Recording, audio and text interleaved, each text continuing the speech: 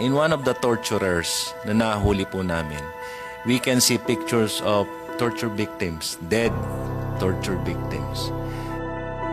How they tied, how they handcuff torture victims sa mga beds nila, how they treat yung mga torture victims nila. There are pictures, parang pinagmamalaki niya pa eh. Sabi ko, this is no ordinary criminal. This is no ordinary criminal group. These are dangerous people na we really need to deal with. Ito ang latest update sa controversial Bamban-Tarlac Mayor Alice Guo. 3 makapangyarihang individual na ang tinitignan ng Presidential Anti-Organized Crime Commission o PAOK na posible umanong nasa likod pa ng mga pogo operation sa Tarlac. At kahit na hindi sila pabor na gawing state witness si Mayor Alice Guo, pwede nila itong ikonsidera kung papangalanan ng alkalde ang mga nakakataas pa sa kanya. At ito ang kanyang matinding revelasyon. Halina't sabay-sabay nating panuorin at alamin ang videong ito na tiyak na ikakagulat nyo. Ngunit bago tayo magpatuloy, huwag kalimutang i-like, share, subscribe, and click the notification bell for more updates and for more upcoming videos. Maraming salamat! Gumugulong na ang preliminary investigation ng Justice of Department sa reklamong qualified trafficking in persons na isinampa ng PAOK laban kay suspended Bamban-Tarlac Mayor Alice Guo at 17 iba pa. Ayon pa sa kampo ng alkalde na mahina umano ang ebidensya laban sa kanyang kliyente. Pero sagot naman ni PAOK spokesperson na si Winston Casio ay kayang-kaya umano itong pataubin ang naturang alkalde. Dagdag pa niya na hindi umano maaari na maging state witness si Mayor Alice Guo sa investigasyon laban sa illegal na operasyon ng mga pogo. Pero makukonsidera lamang ito kung may maituturing na mas mataas pa na opisyal ng illegal na pogo ang alkalde. Ayon kay Casio na may 3 individual pa silang tinitignan na mas mataas pa kay Mayor Alice Guo. Gaya ng alkalde ay konektado rin daw ang nasabing individual sa Pogo Hub sa Porac at Bamban. Samantala inilabas na ngayong araw ang subpina para kay Mayor Alice Guo, ama niyang si Angelito Guo, pati na ang kanyang di umano'y biological mother na si Wenyelin, kabilang rin ang kanyang mga kapatid. Ayon kay Attorney Stephen David, hindi pa umano handa ang kanyang kliyente na si suspended Bamban-Tarlac Mayor Alice Guo na dumalo sa Senate hearing ngayong July 10 dahil nakaranas umano ito ng matinding trauma sa kanyang pagdalo sa mga nakaraang pagdinig. Ayon naman kay Senator Risa Ontiveros na mental health is important but Mayor Alice Guo cannot invoke it to escape accountability, lalo na at public servant siya. Dapat humarap siya sa aming susunod na pagdinig at magpakatotoo na. Giit rin ni Senator Win Gatchalian na maaari nang arestuhin ng alkalde kung hindi ito dadalo sa susunod na pagdinig. May nasagap akong balita mula po sa aking A1 source na pinagmulan ng impormasyon na malapit kay Alice Guo na binayad na daw nila tig 5 milyong piso ang ulo ni Senator Riza Ontiveros at Senator Win Gatchalian. Pero hindi naman ako masyadong nababahala o nag-alala kasi alam ko naman na matindi naman po ang tinatawag na security procedures or security detail ni Senators. So anyway, yan lamang po ay binabanggit ko lamang kasi baka hindi alam nila ni Senators Win Gatchalian at saka Senator Riza Ontiveros. Kaya kung sino lang nakakaalam, nakarinig dito, please relay to them na doble ang ingat. Hindi po dapat baliwalain po ang pagkatao ni Alice Guo. Malaanghel ang mukha pero sobra pa sa demonyo ang kanyang dibdib sa sobrang sama. So ganun po ang aking nalalaman sa kanya base po sa aking mga A1 source na malalapit po kay Alice Guo. Siyempre, hindi ko babanggitin kung sino tong aking pinagkukunan ng impormasyon. So ngayon, umaasa lamang po ako sa aking kredibilidad na marami po ang tumatawag sa akin nagbibigay ng impormasyon dahil po nakakaasa sila na ang mga sikreto nila ay hindi mabubunyag kailanman. Binigay sa akin na impormasyon ng malapit sa Pogo sa Bamban-Tarlac na umaga pa lang, mga bandang alas 9 ng umaga kung hindi ako nagkakamali. May tumawag sa Nataga Krami doon sa opisina ng Pugo diyan sa Bamban Tarlac. Ang opisina po na yan ay diyan po may mga tao, ang mga Pugo ni Alice Go, may mga tao sila diyan na nagbabantay. Ngayon, narinig ng aking source na may tumawag na hinahanap ang boss ng Bamban Pugo. At nang hinanap at ibinigay sa boss at sinabihan sa boss at narinig niya yung sinabi na ano na kayo, sumibat na kayo. Kasi mamaya po mga bago mag alas 12 ay lulusob na po ang grupo ng CIDG or Criminal Investigation and Detection Group. Ang tanong ko, bakit naman na nagbibigay? Ang sagot ko, sigurado ko yung nagbibigay niyan ay very much concerned sa Pugo sa Bamban na gustong-gusto niya hindi mahuhuli ang mga tao dyan. Ngayon, ang masasabi ko lang dyan ay ito po. Wala na kong ibang nakita na dahilan kung sino. Si General Karamat na siyang hepe ng CIDG. Totoo ba yan, General? Sagutin mo ko, General, kung totoo yan. Bakit? Bakit ko nasabi na si General? Si General ang aking tinutukoy. Isa ang dahilan. Sapagkat yung hepe ng unit ng CIDG na nag-operate sa Bamban Pugo na si Colonel Buyakaw ay tinanggal at itinapon sa CIDG unit sa Mindanao. Bakit mo tinapon yan? General Karamat? Ipaliwanag mo yan. That is grave misconduct. Grossest than ever. Sobra-sobra ginawa mo yan, General Karamat. Sa tingin ko, ikaw, bibigyan kita ng pagkakataon, bibigyan mo ako ng mensahe kung ano ang iyong paliwanag dito. Pwede mo sabihin na hindi ikaw, pero ipaliwanag mo kung bakit na maaga pa lang ay nabigyan na ng sikretong impormasyon ang grupo ni Alice Go na para mabigyan sila ng pagkakataon na makasibat bago dumating ang grupo ng Presidential Anti-Crime Commission na pinangunguluhan ni General Gilbert Cruz at kanyang spokesman na si Winston John Casio. O si Dr. Winston John Casio at saka si Mr. Kidato. So anyway, dahil sa maagang pagpaalam na papasok ang CIDG, ang naging resulta, nagulat na lang ang aking source nung nakita niya sa loob ng Pugo, biglang nagsialisan ang daming mga sasakyan, SUV, mga kotse, nagsialisan sa compound ng Bamban Pugo. Nagsitakbuhan, umalis, hindi na malaman kung saan pumunta. So ngayon, ang iba pa na nangyari, biglang naghanap, nag-ipon ng tinatawag na mga grinder. Yung grinder. At ano ang ginamit sa grinder? Ang ginawa sa grinder ay ginamit nila pangtanggal, pangbukas ng lahat ng volt. Ang volt na yun po, lahat ay mahigit 10 na volt. Ang volt dyan ay siguro kasing laki ng, sabi ng aking source, mga 1.5 dupa. Dipa. Dupa kasi tag Ilonggo na salita o Cebuano. 1.5 dipa pataas at isang dipa pahaba at isang dipa o mahigit din ang kapal. So sa loob ng malaking volt na yan ay naroon din ang maliliit na volt.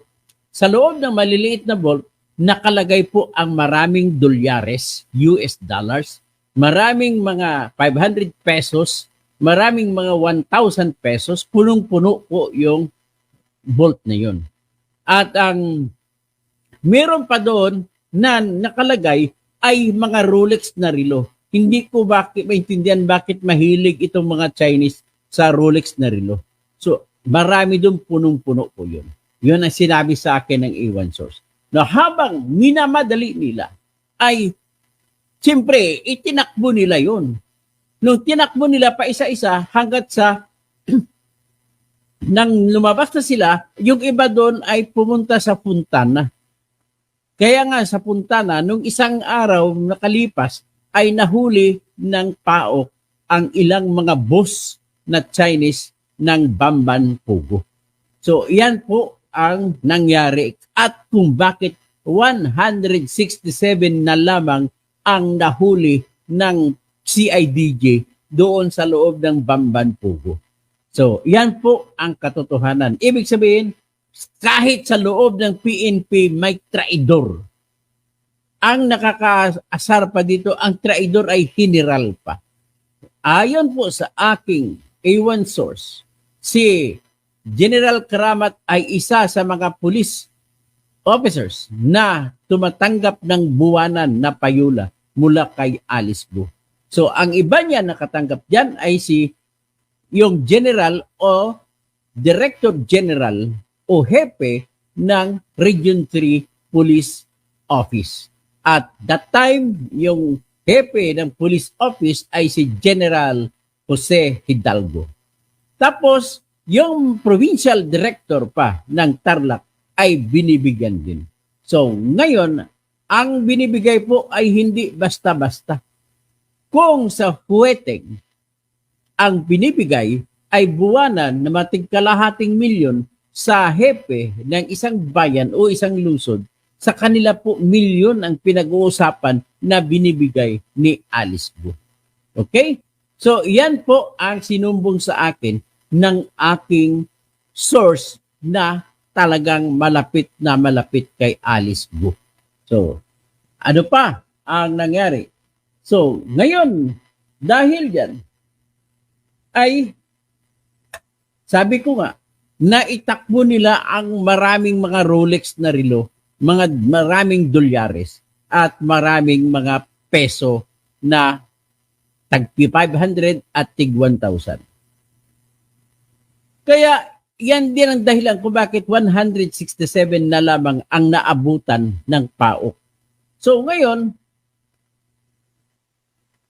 isa pang dahilan kung bakit na nagsuspect sa ako kay General Karamat ay sapagkat ang nag-apply po ng search warrant ay ang CIDG at pinangungunahan niya ni Colonel Buyakaw.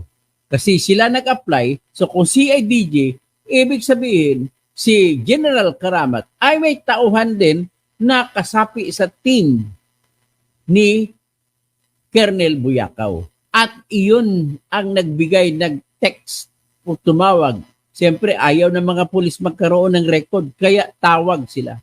So, tumawag para sabihin na nabigyan ng search warrant ng Malolos RTC itong si Colonel Buyakaw at lulusubin na lamang kinabukasan ang Pogo na sa Bamban. So, iyan po ang tunay nangyari. So ngayon, paano natin, ang tanong dito, paano natin mapapaganda ang buhay ng Pilipino kung ang sarili nating mga opisyal sa pulis, sarili nating mga opisyal na nagbabantay, nagtumatanggap at nag-i-issue ng Certificate of Live Birth, na tumatanggap ng application ng late registration, ay hindi ginagawa ang trabaho nila kung ang ating Immigration Bureau ay binababoy nila ang trabaho nila at ginagawa ng paraan at nauso dyan ng visa upon arrival at doon nauso ang pastillas na trabaho ng mga pastillas gang.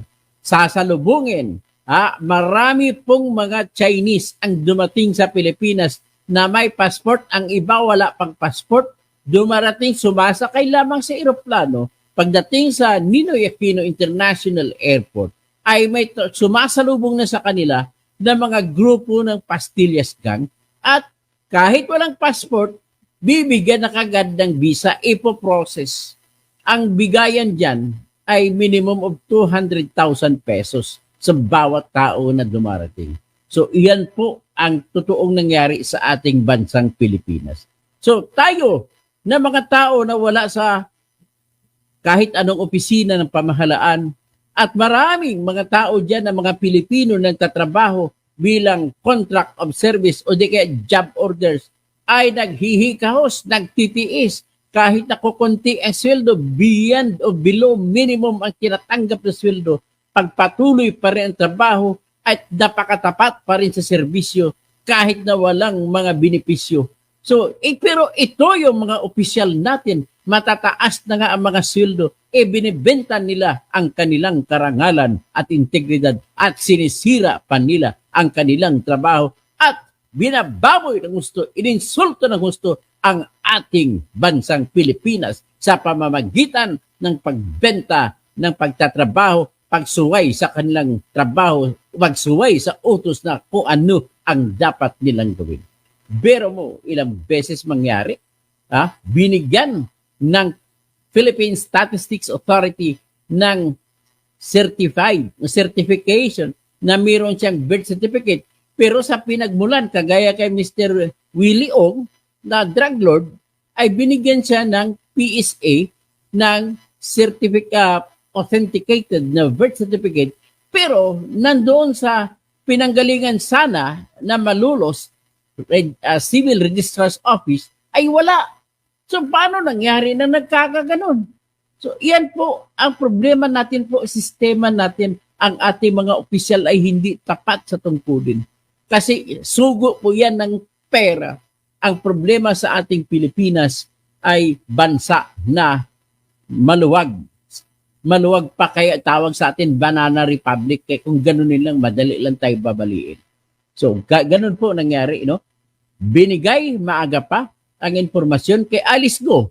Kaya umalis sila ng maaga at ang nadatnan na lang ng PAOK ay 167 katao at nadatnan nila ang vault bukas na. Nung nadatnan nila, at least may nakuha pa sila kung ilang milyon.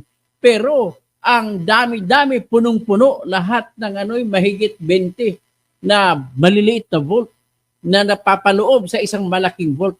Ang laman nun ay punong-puno ng dolyares at pera ng Pilipinas at mga Rolex na relo.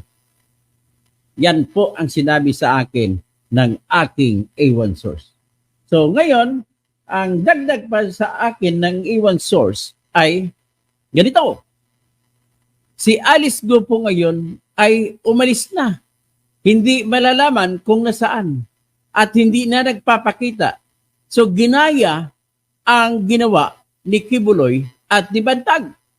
So ganoon kasi ang ating bansa ay isang bansa na madaling dayain ang lahat para makumita lamang itong mga sindikato. So ganoon po yan. Sa ngayon hanggang dito lang muna ang aking isisiwalat at marami pa akong matinding isisiwalat pero nakikiusap ako sa inyo na pagdasal nyo ako na lagi akong mag-iingat para hindi ako matsambahan ng mga kampon ng mga demonyo. Kasama na si Alice Go, kasama dyan si Lito Lapid, kasama dyan si Bong Pinida. Yan ang mga babantayan ninyo. Kasama rin si Bantag. Hoy, Bantag. Pagpakita ka ng Bantag, sumuko ka na kung talagang hindi ikaw ang pumatay kay Kaper si Lapid. Sumuko ka at tanging iyan lamang ang paraan at wala ng iba para mapatunayan mo na hindi ikaw ang nagpapatay kay Kaper si Lapid. So, ngayon, yan ang pakiusap ko sa inyo, sa lahat, ipagdasal nyo lamang ako. Nakikiusap din ako kay Mr. kay Attorney Bombit Abad, na ipagdasal din ako. Tinetext ko siya na live ako ngayon. Text siya. So, yan lamang po ang aking pakiusap at malay mo, baka swertihin din tayo at pag manalo tayo na senador for the first time in history, kayo makakakita ng totoong senador na ang senador na siyang totoong konsensya ng bayan. So, iyan ang may ipangako ko sa inyo. Tutulungan nyo ako para sa inyo itong ginagawa ko. Hindi ito para sa akin. Kasi pwede naman akong mabuhay habang buhay hanggat sa abutin ako ng aking katandaan na ganito lamang ako. Sapat na ang aking pamamaraan para ako'y mabuhay sa akin, sa sistema ko. Pero ayaw ko na hindi ako natutuwa na makita ko lang na nagpapabaya lamang ako kung nakikita ko ang bayan ko ay nagdudurusa, kung ang kababayan ko ay kinatapakan, at kung ang kababayan ko ay hindi nakakakuha ng katarungan. Kaya lahat ng mga kababayan ko, kahit anong relihiyon kayo, Kristiyano o Muslim, lahat po insaala sa mga kapatid ko na mga Muslim, assalamu alaikum warahmatullahi wabarakatuh. Sa mga kapatid kong mga Kristiyano, for God so loved the world that He gave His only begotten Son, that whosoever believes in Him should not perish but have everlasting life. Yan po, and we, sabi ng Panginoon na pinaniwalaan ko, I am the way, the truth, and the life. And it is only, no other can set us free, but it is only the truth. Kaya, magtatawag na lang ako at mag-out na ako. So, Desmond Laksabana, magandang umaga. Mariska Anderson, ingat lang parati. Norman Santa Maria, God bless. Bernardo Mendiola Igdalaging, good AM. Tapos, Dor Formax Diesel, attorney, couching mabuhay ka at tuloy ang laban. Salamat sa mga katotohanan. Salamat yan. Violeta Bacamonte, amen. Tapos, praying for safety. No? John Estacio, God bless you. Doc Bunyog. Estrella Mariano, mabuhay ka, ingat lagi. Salamat. Jenry Sayo, always take care of yourself. Yes, I will always take care. All I need is, I want to be reminded always of my safety. Antonio Rafael, question lang, sino ang nakikinabang sa pagkawala ni Kaper Silapid? Duterte, wala na sa posisyon. Ang si Bantag pa rin nakikinabang. Kasi alam nyo, ito, bigyan ko kayo ng isang sekreto, nalalaman ko, nagpatayo habang nagtatago, si Bantag, nagpatayo siya ng 3 mansyon. Ganun katindi. Hindi ko muna sasabihin kung saan. Okay? So, be safe. Toto Kausing sabi ni Jesus Luz-Lusa. Jen Risayo, good morning. Rodolfo San Jose, we will pray for you. Engineer Toto Kausing for Senator. Thank you po. Bishop Ernie, good morning. Senator Toto, covering you with prayers. Thank you po. Dionisia Alpapara, ingat po lagi, sir. Nat Rees. Alice has a new name, as in Alice Gorgor. Okay, kaya doble ingat ka, attorney. Okay po. Lords Villa, mahirap kasing mahugasan agad ang ating ibang mga pulis dahil sa dati nilang Panginoon. So, Alan Daos Gaboyo, good day po sir. Dapat ang iboto sa 2025 ay kagaya ninyo na may kakayahan na gumawa ng batas. Huwag na po iboto mga walang ginawa ng mga senador. Ang aking pamantayan kung sino dapat ang iboto ninyo, alamin ninyo yung may karakter. Alamin ninyo yung mga taong tapat. Alamin ninyo kahit hindi masyadong matalino. Basta tapat sa bayan. Basta hindi nagbebenta ng kanyang posisyon. Yan po ang inyong iboboto. At para makasigurado kayo, ang gagawin po ninyo ay buboto kayo ng lahat ng bago. Huwag nyo na iboto ang lahat ng mga nakaupo ngayon. Yun lang ang bigay ko sa inyo na tip. So, your Filipina page at 100,000 to 300K per month allowance ng general sa drug war. Allowance lang yun. Maliit pa yung kay Digong. Mas malaki ang allowance galing kay Alice Go. Kaya magugulat kayo pag sinabi ko na sa inyo kung sino-sino yung 4 na senador, sino siyam na congressman, may mga mayor pa at sinong gobernador na matanggap kay Alice Go. Malaki ang binibigay po. Malaki, hindi nila kayang tanggihan. Ganon po yun. At saka si Alice Go din ang may control dyan sa Pugo ng Purak, Pampanga. Kasama niya, kaibigan niya si Lito Lapid na sumasakay lagi sa kabayo at nagpumupunta pa dyan sa Royal Golf Course, dyan sa katabi ng Pugo, dyan sa Purak, Pampanga, sa loob ng tinatawag nila na Grand Royal Palazzo na subdivision. Arin Avenido Averion, abulis na talagang PNP, puro generals na sabit sa lahat ng illegal, pati sa droga. Good evening po, mag-ingat po kayo palagi, attorney. Alam nyo na baka ipagurgur ka ni Gu Huaping alias Alice Go at Lito Lapid at iba pa. Tapos si Millions Kublag, attorney, totohanan na all. God bless, mabuhay to us. Tapos si Bernardo Minjola Idnalagin, good morning po. Good morning po, Kabundong. Lilito, Eleleveth Mercano, magandang araw, Engineer Toto. Keep safe po, lagi. God bless you always. Si Idronel De La Cruz, maraming salamat po sa super sticker. Ay, bigyan nyo naman ako super sticker para naman makatulong sa aking kampanya. Please lang, kahit maliit lang po yan. Bigyan nyo ko sa GCash ko, nakalagay naman dyan, kahit man 10 piso na marami, kung 1 milyon naman na 10 piso, 10 million din yon na pangkampanya ko.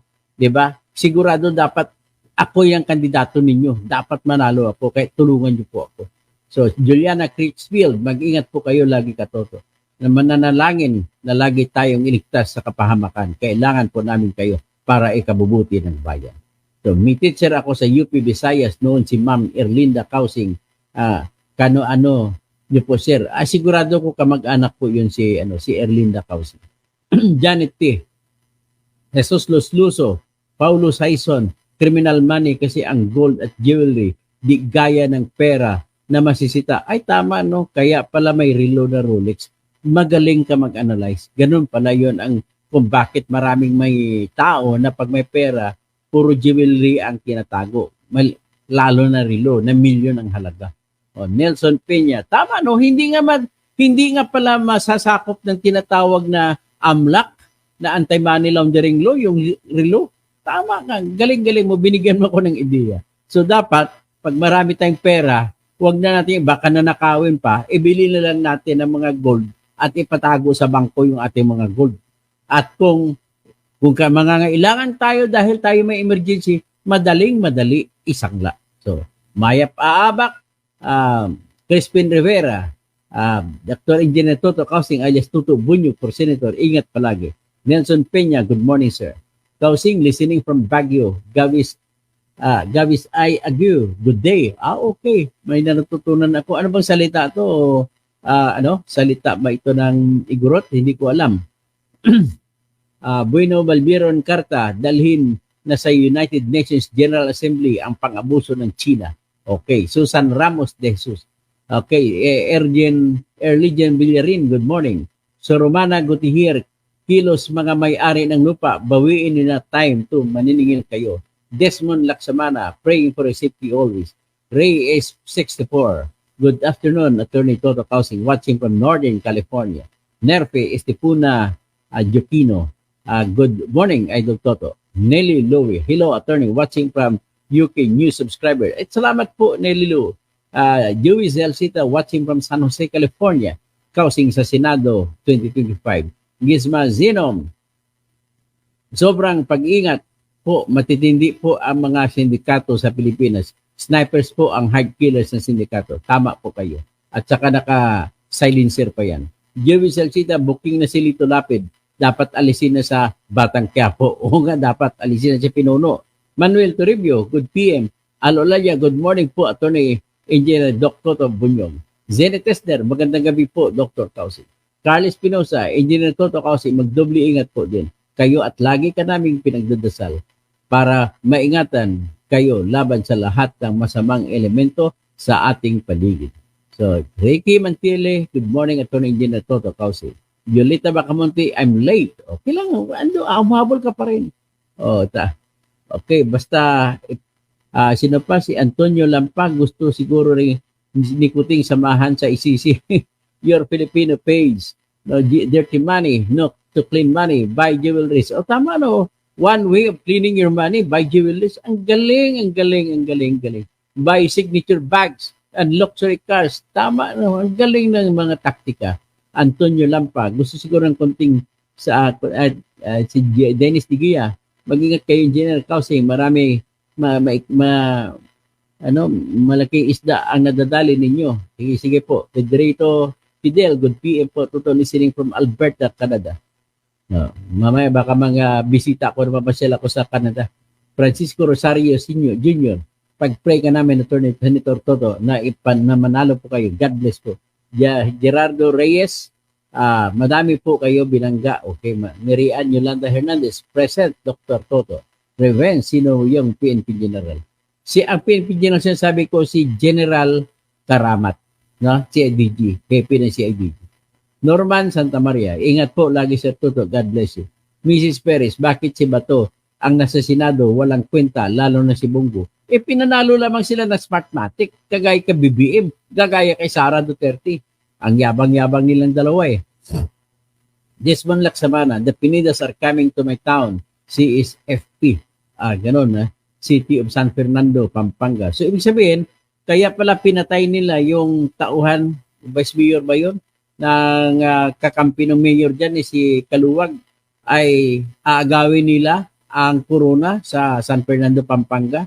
Ay dapat lahat ng kabalin ko dyan sa San Fernando, Pampanga. You must resist. The only way for Kapampangans to survive and succeed in life, economically and politically, is only to drive away Bong Pineda. Masama man, pero pwede nating ipagdasal na mawala na sana sila sa Pampanga. Hindi ko ibig sabihin, kung ano ibig sabihin na mawala. Julita Macaraig, Piki, di ka mananalo, sabi ni Julita Macaraig. Ay, kamag-anak ka pa naman ng aking kumari na si Odette Macaraig na taga-kan.